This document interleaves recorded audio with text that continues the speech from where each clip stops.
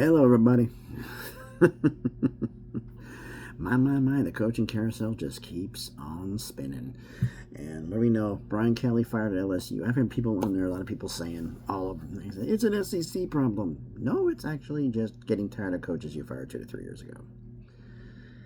And there's a few things that are happening here. The coaching carousel, we know about all the job openings that are open, or any more people possibly going to get fired soon. This has been brewing at LSU because of underperformance. This isn't a one-year thing. This has been several years.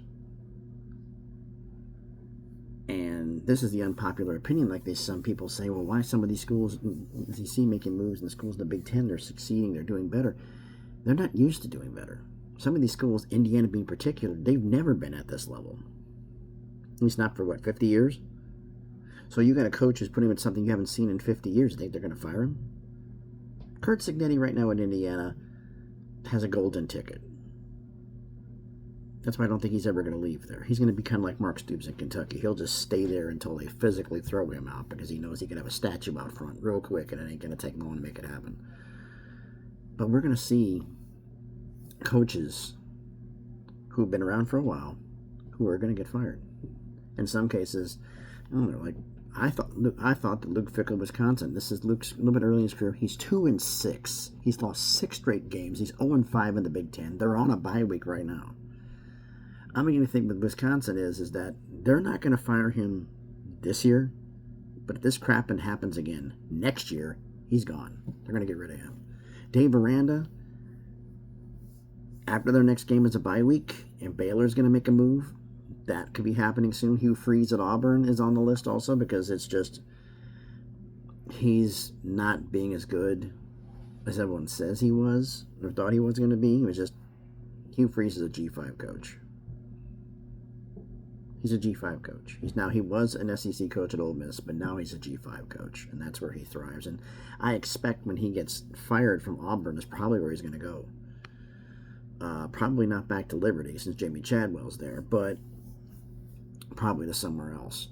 Although stranger things have happened. Is there anybody else who potentially could be leaving here soon? And I mean the suspects, Hugh Freeze has been high on the list. Fickell's been on the list. Aranda's on the list. And certain coaches who were on the hot seat last year got a reprieve because they're doing better this year. Kirk Ferentz, there were people that were asking for him to be fired, and all of a sudden, you hear crickets about Kirk Ferentz in Iowa right now, don't you? You don't hear a syllable about them. I did love one thing. Coming up on X, I got a bunch of people saying, oh, man, this is an SEC problem. They fire coaches willy-nilly even when they got a winning tradition. Explain James Franklin at Penn State. Kind of the one that started all this. It just seems like it. So, Jimbo got gone, and everything else is falling apart after that. We're going to be seeing more. Because but I've been talking to people I know I've been able to talk to about this. Is basically what I've been getting. Because the portal has been shrunk from 2 windows to 1, and it starts in January. A lot of them are trying to get the coaching staff fired during the season. Because the transfer portal now is more important than it's ever been. And high school recruiting is still important. But they're not recruiting well in high school anyway. So it's, in fact, doesn't matter who the coach is in like LSU's case, they're still getting good recruits regardless. But transfer portal going in is going to be more important. And with that being said, you get the coach gone, you get to hire a new coach before the portal opens. And then you have a shot of making moves.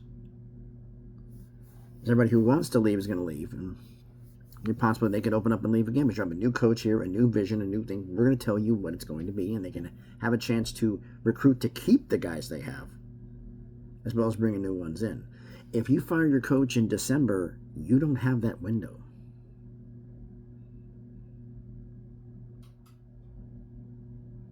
And that's the new reality of this, is the portal is changing things, is the fact that you're now having to make moves ahead of time. So that way you can get the new coach in place to not only recruit the new players, but to keep your own. And having that in place, having a plan done before that window even hits, is important. You wait till later.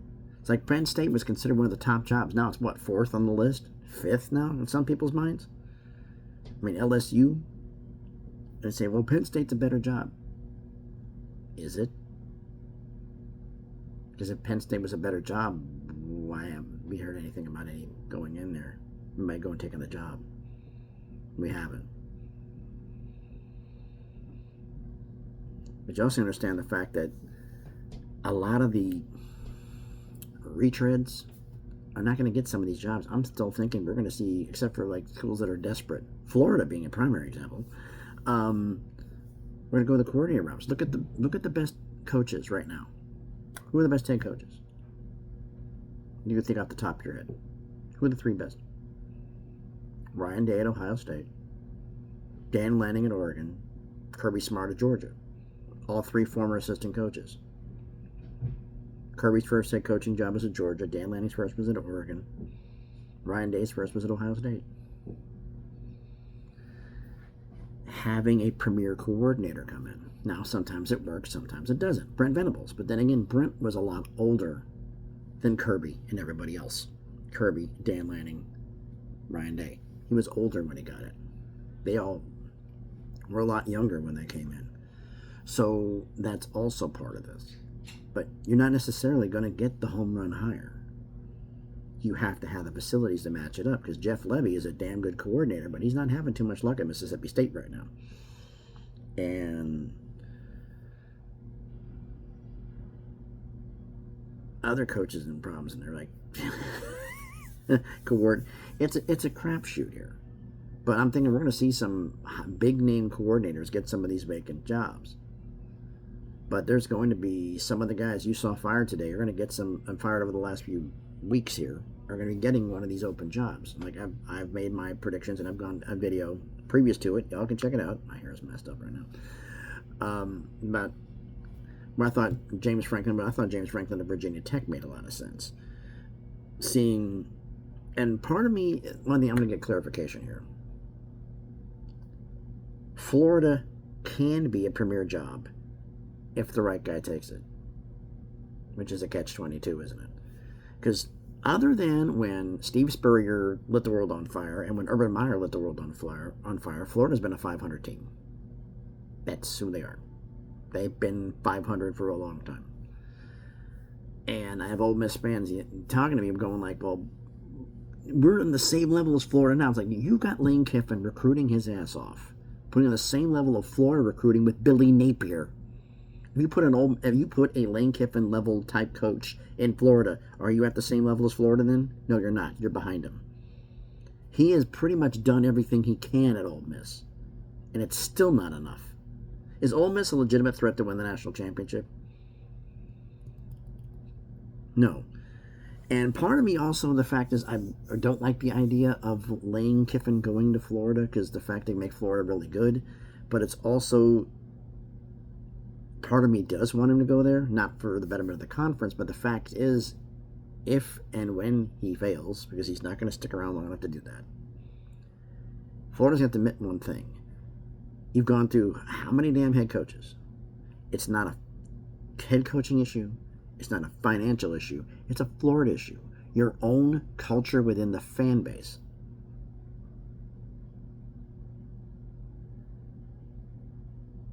The culture within the university itself. Until you fix that and change your values, expectations, and then build accordingly, you'll do a lot better at that point. But do I expect more people to get fired from the SEC? Yeah, I expect coaches from the Big Ten to get canned. I expect a few coaches from the Big 12 are going to be let go. I expect a couple of ACC coaches are going to get low.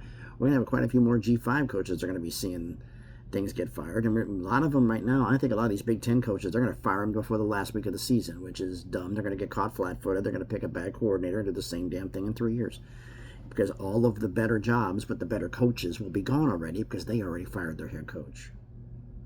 If you're going to tear the Band-Aid off anyway, if you're going to fire them, why not do it now? Get it over with.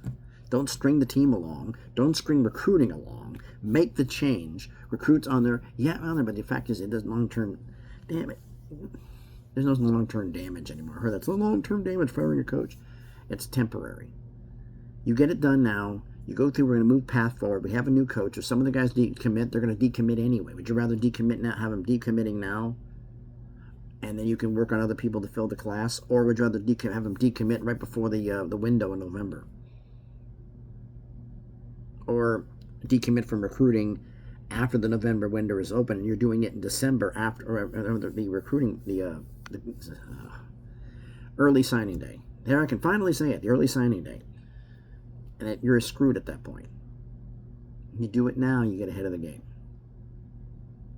This is not going to be an abnormality. This is going to be the new norm.